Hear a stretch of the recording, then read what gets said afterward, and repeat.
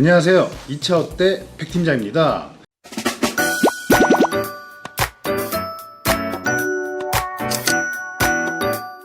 오늘은 중고차 가격의 폭락과 중고차 매매업체들의 폐업 등 전반적인 시장 상황에 대해서 한번 제 생각을 한번 말씀드려보려고 해요. 작년 후반기에는 신차보다 더 비싼 중고차가 있다는 뉴스가 자주 보도되었는데요.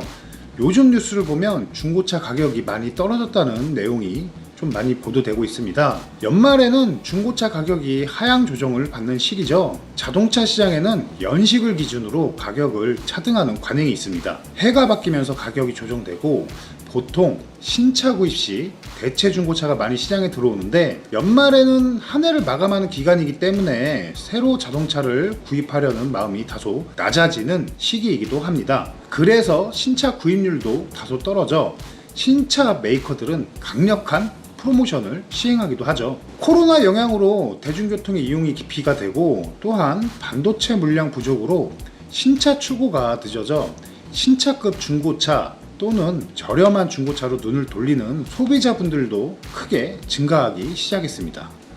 중고차 수요 증가는 곧 가격 상승으로 이어져 작년 하반기부터 중고차 가격이 본격적으로 상승하기 시작했습니다.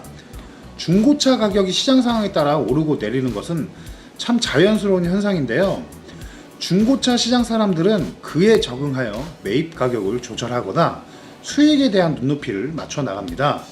가격이 올라도 혹은 내려도 입으로는 장사 너무 안 된다, 너무 힘들다 하지만 나름 환경에 따라 적응하면서 사업을 하시는 거죠. 그런데 요즘 상황은 좀 다른 것 같아요.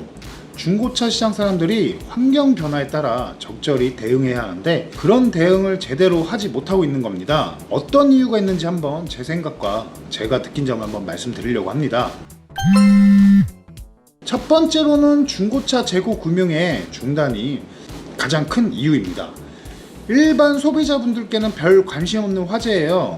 하지만 최근 중고차 시장에는 재고 금융의 축소와 중단이 최대의 문제가 되고 있습니다. 중고차 재고 금융이란 캐피탈 회사가 중고차 사업자에게 상품 중고차 구매 용도로 단기적으로 제공하는 목적의 대출입니다. 그런데 이 재고 금융이라는 매입 자금 조달 경로가 갑자기 축소 또는 중단이 되면서 이 여파로 중고차 사업자들의 매입 활동도 같이 축소가 되어버립니다. 이에 따라 중고차 딜러들의 영업 활동이 위축이 되고 그 여파로 중고차 가격이 급락하는 것으로 판단이 됩니다. 왜냐하면 최근 우리나라 경제 상황도 좋지 않고 중고차 가격이 많이 떨어졌음에도 불구하고 사겠다는 사람이 없어요. 최근 우리나라 경제 상황이 좋지 않고 금리가 많이 높아진 이유이기도 합니다. 소비자에 대한 중고차 할부 금융 운영 상황은 가끔 언론에도 보도되기도 하는데요. 할부 가능 여부나 할부 금리 등은 소비자분들께서 알고 싶어하는 관심이기도 합니다. 요즘 할부 이자율이 많이 올라가 있어 그만큼 소비자 부담이 큰 사실입니다. 소비자에 대한 할부 금융도 축소 운영되고 있는 현실이죠. 마찬가지로 중고차 사업자에 대한 재고 금융 축소 또는 중단이 되고 있습니다. 자, 두 번째로는 중고 매매 사원들의 일반적인 매입 자금 조달 방법인데요. 일반 소비자분들은 중고차 딜러들이 자신의 자본으로 상품 중고차를 매입하는 것으로 알고 있지만 사실 자신의 자본으로 매입하는 비율은 그리 높진 않습니다. 통계가 따로 있는 것은 아니지만 보통 중고차 딜러들의 평균적인 자기 자본 매입 비율은 대략 한 10에서 20% 정도로 짐작이 돼요. 나머지 8-90%는 모두 외부 차입인데 대부분이 바로 재고 금융입니다. 담보가 있는 일부 사업자들은 그 담보를 바탕으로 운행 융자를 받거나 하지만 보통의 딜러들은 캐피탈 회사의 재고금융을 주력 매입 자금으로 활용하고 있습니다. 재고금융의 실질적 이용 주체는 중고차 딜러지만 캐피탈 회사로부터 법적인 차입 명의는 소속 매매상사 대표입니다. 매매상사 대표는 소속 중고차 딜러의 신용과 역량을 평가하여 소정의 기준을 가지고 중고차 딜러별로 재고금융의 한도를 설정해주게 됩니다. 재고금융을 통한 매입한 중고차가 기간 내에 판매되지 못할 경우 그에 대한 책임 상한 주체는 소속 매매 상사의 대표입니다. 그래서 상사 대표들은 소속 중고차 딜러의 신용이나 판매 능력을 세심하게 판단하여 재고금융의 크기를 허용하게 됩니다. 자금 여유가 있는 상사 대표들은 캐피탈 회사의 재고금융이 아니라 자신의 보유 자금으로 중고차 딜러에게 매입 자금을 대려하기도 합니다. 물론 캐피탈 회사의 대출 기준이나 그 이상의 이자율을 적용하여 대여를 하게 되죠. 이 경우에는 캐피탈 회사가 요구하는 방식대로 별도의 상품용 차량에 근저당 설정을 하지 않아도 되기 때문에 딜러들의 이용 편의성이 참 좋다는 장점이 있습니다. 하지만 이런 여유가 있는 상사 대표들의 비율은 그리 높지 않은 것으로 보입니다. 설사 일부 자기 자본이 있다 해도 상사 대표들도 자신이 직접 중고차를 매입하는 경우가 많아 자신의 매입 자금으로 충당하려 하기 때문입니다. 세 번째, 최근 재고 금융 시장에 문제점이 있는데요. 캐피탈 회사들은 자신의 자본이나 회사채 발행을 통해 확보한 자금으로 재고 금융을 대출해주고 있습니다. 캐피탈 회사들은 은행보다 신용 등급이 좀 낮기 때문에 높은 금리를 주고 자금을 확보할 수밖에 없습니다. 때문에 상대적으로 공격적인 영업을 하는 경향이 있어 영업에 대한 대손율이 은행이나 기타 금융사 대비 높은 경향이 있는 것으로 알고 있어요. 최근 캐피탈 회사들의 자금 경색이 가져온 이유는 중고차 부분이 아니고 부동산, PF 등인 것으로 알려져 있습니다. 침체된 부동산 경기로 부동산 거래가 부진하면서 PF에 투입된 대출금의 회수가 지연이 되고 있다는 소식을 좀 자주 접하게 됩니다. 회수가 부진해지자 캐피탈사 자체의 자금 흐름이 원활하게 흐르지 않게 되어 결국 전반적 자금 부족의 위험을 감지하게 됩니다. 그래서 캐피탈 회사들이 신규 영업을 아예 안 하거나 축소하려는 선택을 하고 있는 것 같습니다. 그러한 몸살림의 결과가 중고차 재고 금융의 축소 및 중단으로 이어지고 있는 것이죠. 네 번째, 매매업체들과 그리고 딜러들의 애로사항이 있습니다. 재고 금융이 중단 또는 축소가 되면서 중고차 시장에는 이런저런 문제들이 터져 나오고 있어요. 최근 알선 딜러의 하소연이 자주 눈에 띄고 있는데요. 거래 조건을 합의하여 소비자로부터 차량 대금 및 부대 비용 일체를 차주 상사에게 입금하도록 되어 있는데 차주 상사가 차일피일 미루며 이중 등록을 해주지 않는 사례가 종종 발생하고 있습니다. 보통 차주 상사에 입금된 차량 대금으로 캐피탈 재고 금융을 상환하고 설정된 근저당을 해지한 후 이전 등록을 해줘야 하는 이 절차를 무시하고 입금된 돈을 다른 용도로 써버렸기 때문에 근저당 설정을 해지할 수 없어 발생되는 클레임이 있습니다. 재고금융이 원활하면 타 보유 차량의 대출금으로 해결할 수 있는 문제예요. 그런데 재고금융이 완전 바뀌다시피 하니까 여기저기 이런 사태가 발생하는 것 같습니다. 중고차 딜러의 단체 대화방이나 밴드를 보면 땡땡 단지에 땡땡 상사를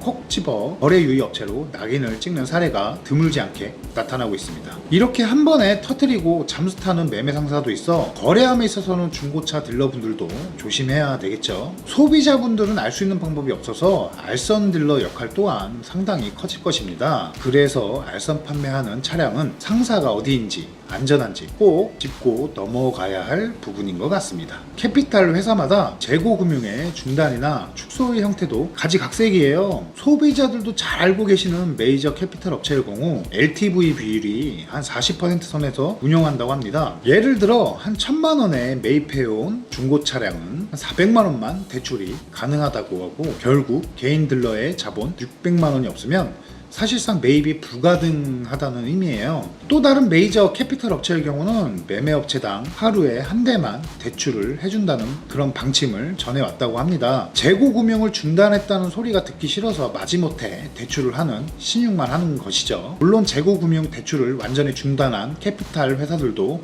없지 않습니다. 주요 캐피탈 회사가 소비자에 대한 중고차 할부를 완전히 중단했다는 내용이 보도된 적도 있습니다. 그나마 축소 운영되는 중고차 재고금융도 적용금리가 너무 높아져 중고차 딜러들을 힘들게 하고 있어요. 심지어 재고금리가 10% 이상인 경우도 있다 합니다. 1,800만 원짜리 매입한 중고차를 한 달 후 팔면 15만 원, 두 달 후 팔면 30만 원들 재고금융 이자 비용으로 지출해야 한다는 것입니다. 다섯 번째, 매입 축소와 중단의 후유증인데요. 재고 금융이 중단 또 축소됨에 있어서 중고차 시장에는 여기저기 소비자들의 매입 요구를 거절하느라 쩔쩔매는 사태가 좀 발생하곤 합니다. 말로만 듣던 싸고 좋은 차에 대해서만 일부 관심을 보일 뿐 중고차 딜러들도 보통의 중고차에 대해서는 전혀 흥미를 느끼지 않는 것 같습니다. 시장에서는 케이카나 오토플러스 같은 기업형 업체들도 이미 상당 기간 전부터 매입을 중단하다시피 하고 있다는 말도 들리고 있어요. 기간 내에 판매되지 못하고 재고 금융 이자가 부담되는 상품용 차량이 경매장으로 쏟아져 들어오고 있습니다. 작년 연말에 우리나라의 최대의 경매인 글로비스의 경우에는 출품 대수가 대폭 늘어나는 현상도 있습니다. 아마 다른 경매장들도 사정이 크게 다르지 않을 것 같아요. 여섯 번째, 문제점과 향후 전망. 중고차 시장에서는 매입 자금의 의미와 중요성은 아주 오래전부터 거론된 문제예요. 예전에는 중고차 장사는 사는 장사라는 말이 진리인 양 통용되기도 했는데 그 사는 행위 바탕이 바로 매입 자금의 확보예요. 영세한 매매업체들의 사업 범위와 역량이 지금까지 나름대로 확대되어 온 것은 재고금융의 원활한 지원 덕분임을 부인할 수가 없습니다. 수도권의 30, 40대의 청년층 업체 대표들이 월간 수백 대 정도의 매입 매출을 유지하는 것도 재고금융이라는 시스템이 없으면 현실적으로는 불가능합니다. 특정 수준의 자기 자금이 없이 오로지 재고금융에만 의존할 경우 어떤 문제가 있는지 최근 시장 상황이 좀 많이 보여주고 있습니다. 전반적으로 재고금융에 대한 의존 비율이 과다한 업체들이 너무 많아요. 최근 캐피탈 회사들이 요주의 업체로 주시하는 업체들은 대부분 자기 자본 비율이 현저히 적은 업체들이라고 합니다. 어느 정도 자기 자금이 있을 경우 재고금융의 축소를 좀 감당할 수 있지만 최근과 같이 전체 캐피탈 회사들이 대출 한도를 크게 축소할 경우 최소한 돌려막기도 불가능해질 수도 있기 때문입니다. 최근 중고차 거래 부진과 그에 따른 급격한 가격 하락은 재고금융의 축소와 중단이 영향이 가장 큽니다. 계절적으로 연말 비수기에 따른 자연스러운 수요 감소는 어쩔 수 없어요. 하지만 전반적인 경기 침체로 중고차 수요가 일부 감소했을 수도 있지만 그런 요인의 감소폭은 그리 크지 않은 것 같습니다. 경기 침체에 따른 대안으로 오히려 경제적이고 실용적인 중고차 구매를 고려하는 신규 수요가 많이 생길 수도 있기 때문입니다. 과거와는 달리 해외로 수출되는 차량들 중 고품질, 고가격 차량의 비중이 크게 늘었다는 점도 중고차 수요 감쇄를 상쇄하는 요인으로 적용하고 있습니다. 우려스럽게도 채권 시장의 불안정이 해결되기 전까지 지금과 같이 재고금융의 중단과 축소 사태를 해소되기는 상당히 어려울 것으로 보입니다. 이런 문제들이 어느 정도 해소되기 전까지는 중고차 시장도 가격 하락이 지속될 수밖에 없을 것 같습니다. 코로나와 반도체 수급 문제로 급등했던 중고차 가격이 서서히 정상 수준으로 환원하는 것이 아니라 갑자기 추락하는 수준이 될까봐 좀 우려스럽습니다. 전반적인 시장 상황은 이 정도라는 개인적인 생각이었고요. 차량을 구매하시려는 소비자분들은 매매 상사의 자금난을 알 수가 없기에 모르는 상태로 계약하고 당할 수밖에 없는 것입니다. 그러므로 오래 영업을 했던 매매 상사라든지 오래 영업을 했던 중고차 딜러를 통해 거래하시면 조금은 안전한 거래에 도움이 될 듯 싶습니다. 물론 저 또한 항상 조심하고 잘 살펴봐야 하겠습니다. 그리고 더 많이 노력해야겠죠. 이상 2차 어때 백팀장이었습니다.